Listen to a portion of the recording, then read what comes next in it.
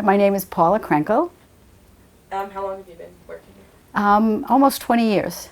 Hello, come in. We're taping. Joan, you could come in. I've been fostering now for over 17 years. I usually take all the difficult, shy, withdrawn dogs.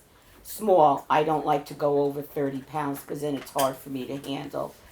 And I do a turnaround and get them adopted. In my real life, I'm a speech pathologist.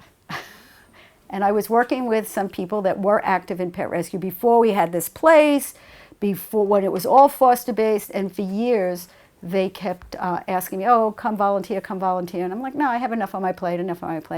And then one day somebody, well, could you foster this one dog? And the next morning I said, well, okay. The next morning they showed up at my door with a Llewellyn setter that was a discarded hunting dog. And that was my first, and I never looked back. This is not a career. What would you call it? This is a passion. This is a volunteer. Everybody you're going to meet today is a volunteer. Okay. I'm Maria. I'm the volunteer kennel manager. I started volunteering as kennel manager 4 years ago. But prior to that, I was dog walker, dog walk volunteer coordinator. So I really think that we need to advocate on a bigger level.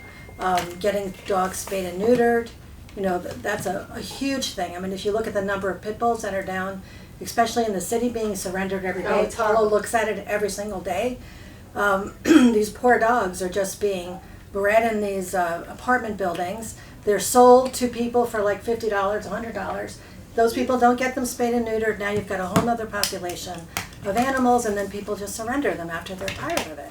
The intake process could be a 3-day conversation. We get probably, what would you say, 100, 150 emails a day. Can you take this dog? Can you take this dog? Can you take this dog? From Texas, Louisiana, Florida, Puerto Rico, wherever anybody gets our name on the internet. It's emotional. It's very emotional because you can't take every dog. Okay, Diana, come in, Diana. It's totally fine. Come in. We're having a party. I'm excited. Okay, I'll sneak by. My name is Diana. I guess I've been with the organization about 5 or 6 years. When I retired, I said, this is what I want to do. I work with Ellen with applications, trying to get the best possible home for these animals that really have been through so much. And it's just a true passion, really, to be able to be part of this organization.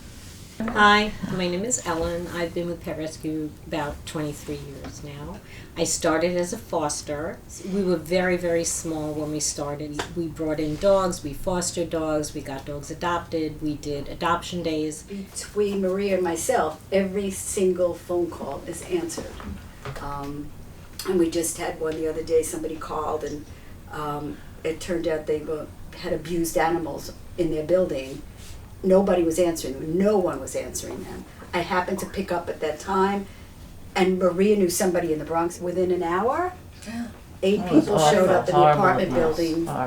Legal people, like police people and animal abuse, animal control, and got the animals out. Thank God. Because we answered the phone. Yeah.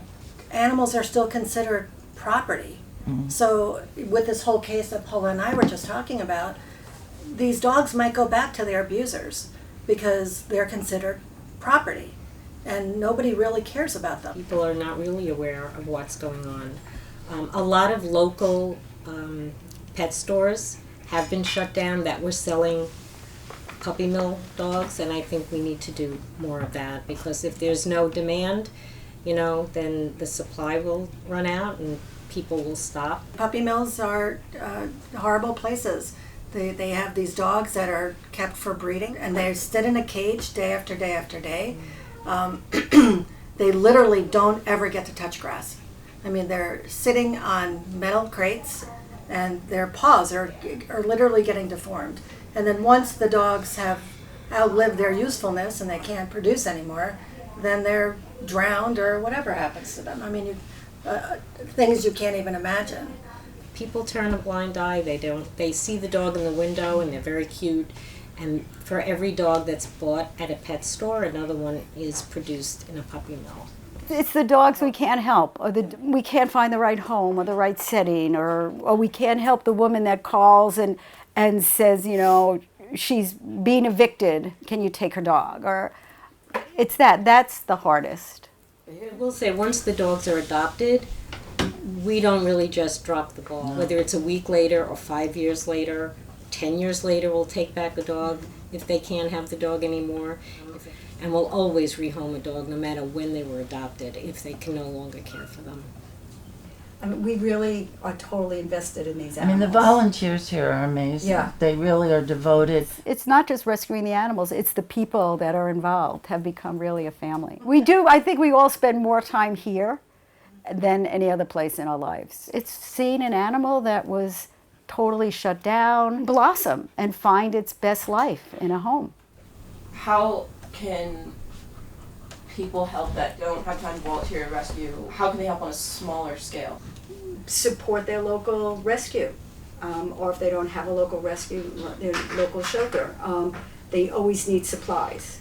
People always need supplies. If you can't have a dog or a cat, you could foster, which is how I started. And I think fostering is amazing.